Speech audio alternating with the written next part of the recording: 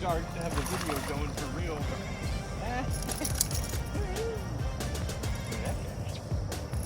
Ooh, interesting color. Let's get a peek. Oh, buzzbait fishing, what? Ooh. Hell yeah.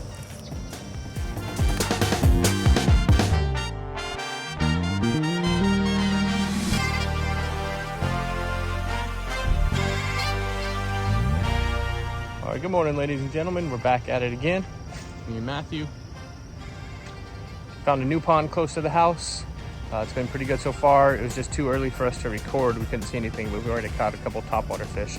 So hopefully that continues to go on. Stay tuned, we'll see. All right, guys, first thing we got going. Yeah, Bass Pro Popper Senior. Got a blow up on it, missed one. Put the buzzbait down for a minute. We're gonna give this a shot. What you want to do with the old popper, I like to walk my poppers if I can. Some poppers don't do that very well, but I'll cast it out there and I'll let it sit till the rings disappear. Well, one way, multiple ways to go about it, but one way, I'll let the rings disappear, and then I just start twitching the rod back and forth with slight reels. It's called walking the dog. Your same old spook presentation, all that. Just nice and steady at first, because if I can give it like this, it's pretty easy to keep this cadence, keep going, you know. So the easier you can make it on yourself, the better. So if I can get bit doing this easy retrieve, I'll leave it at that. So the other way is to not even give them a chance. I'm gonna cast over there, and as soon as it hits the water, I'm twitching it, and I'm twitching my rod quite a bit faster. I'm reeling quite a bit faster. I'm making them try to react to this bait as it's kicking and popping around. I feel like in the fall time, the erratic retrieves, you know, fish are still moving pretty quick. They got a lot of energy and they're chasing bait. The faster retrieves do you better. And I think that's why a buzzbait does so good in the fall time. If I was doing this in the springtime and fish were just moving up and maybe into treetops and things like that, I would definitely let my popper soak a little bit longer. So the other way, I think I just missed. I got a little nibble, it looks like, over there. The other way is the traditional popper, where you just pop it, boop, maybe twice, boop, boop, and I just missed one. There's definitely one over there, but I think he's a little guy. Boop, boop, boop, and just let it soak. That's more of what I would say springtime fishing kind of thing, you know.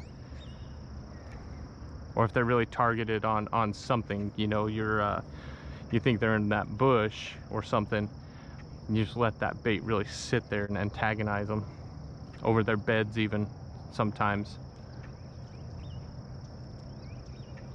Rod for this, anytime you're doing a jerk bait top water, something like that, go shorter, 6'6", 6'8", 6'10", something under 7 feet, because you got to point that rod down at the water.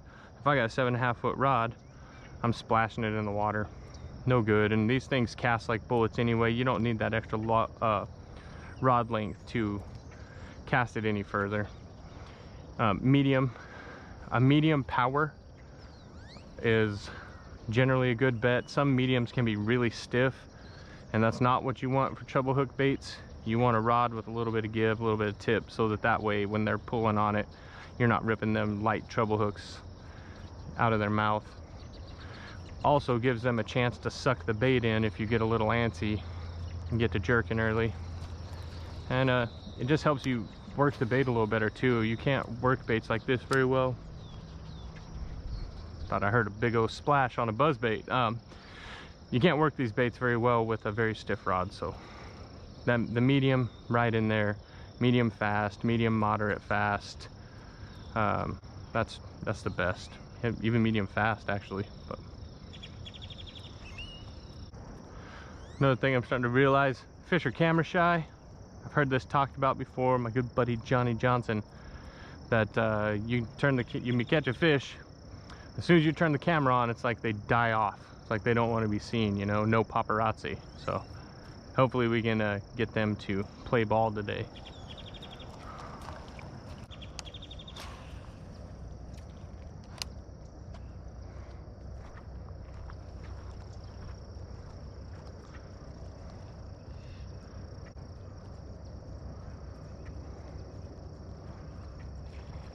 Oh my God, you missed it.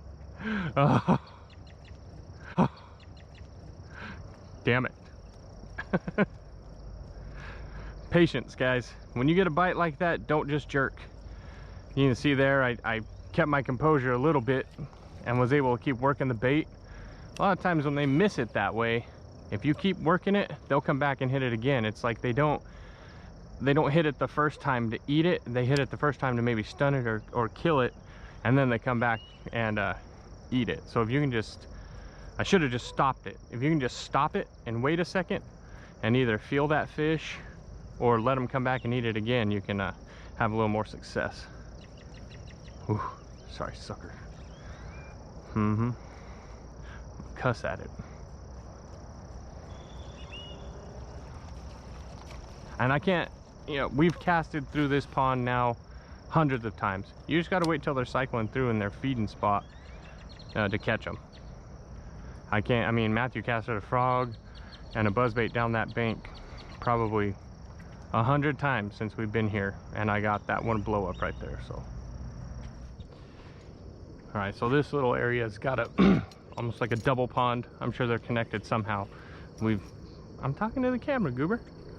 So we moved over to the other pond, try some new stuff. I'm gonna throw a buzzbait, and for my buzzbait setup, I like a 7-footer, a little bit more, medium heavy rod. These things are kind of heavy, and they got a big old fat hook on them. You got to be able to drive that hook through the bass's mouth. So 7-foot, medium heavy is my go-to. 14 to 17 pound line, normally 17 for spinner baits or anything like that. Poppers and stuff normally get 14. And the trick with a buzzbait, I mean, good long cast, and as soon as it hits the water, you're reeling. And then you just reel it as slow as you can to keep it on top. A little twitch every now and then hang on, because this is fun.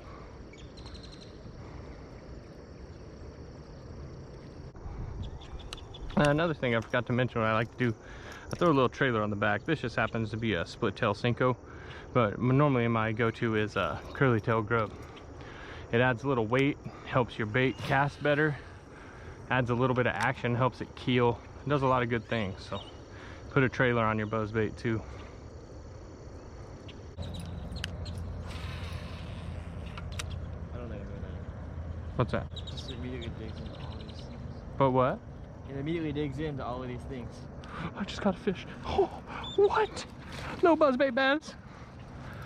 Yeah, baby. Maybe put that buzzbait back on. There you go, folks. Oh, finally got a topwater fish on camera. These fish are better than woohoo! These Nice. fish are better than the ones at that other pond you were fishing. Yeah, agreed. Yep. Because you went to that one big square.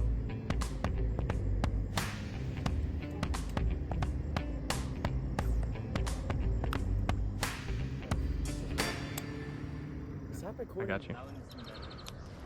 I mean, it definitely seemed better, didn't it? I get him? Oh my God, I got him! Finally! How many times did we cast through there? Bigger fish? How many times did we cast through there, dude? Oh baby. Chartreuse and white, that's where it's at. It's like the color. If you have one color of spinnerbait to buy, dude, chartreuse and white. That's it. It works in clear water, it works in dirty water, like there's something about it. Oh yeah. Cool, man. So this fish has been taunting us for 30 minutes over here, chasing bait in here, and I finally must have just got the right angle or something. When it came through there, it flicked a bunch of bait fish and he hammered it. Good times.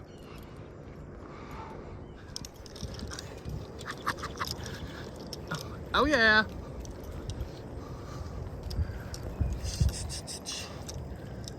Ooh, that might be the best one of the day.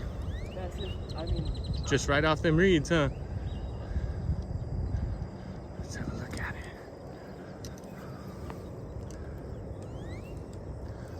yeah. I like it. Probably about 1 in 10. It's all right.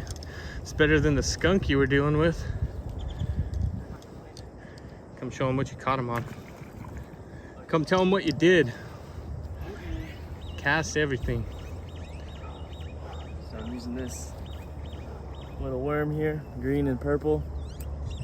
We cut it down because we're just getting the tail end of it, not really getting the hook in their mouth. Casted it right off the point. I mean, like right in the very end of that point. Off them tulies? Yeah, like so, not off the tulies, but just right in the edge of them. Did he hit it right away, or was it after you worked it a little bit? I worked it one time, and then he grabbed it. Did you feel it? Hmm? Nice. I jerked it, and I had fish on it. Oh yeah, dude. Sweet. Dude, avoiding the skunk is always. Yeah, no skunk. Mm-hmm.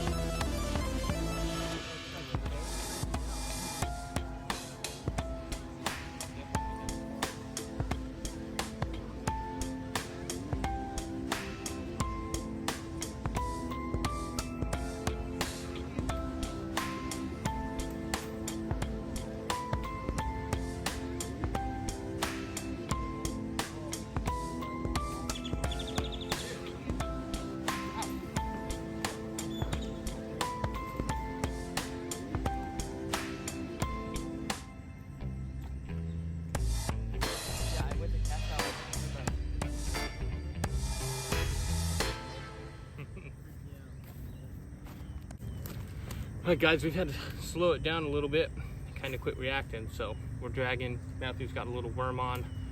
I've got a little, I think it's called a cutter crawl or something from Buzzbaits. That's what this fish ate. Just dragging it along the bottom, and he took off with it. Yeah. Leaving already? I'm gonna go to a spot right there. Yeah, baby. Get the camera, bro. Oh no, get out of there. Get out of there. Now we're talking. Wow. Oh yeah. That's a solid fish.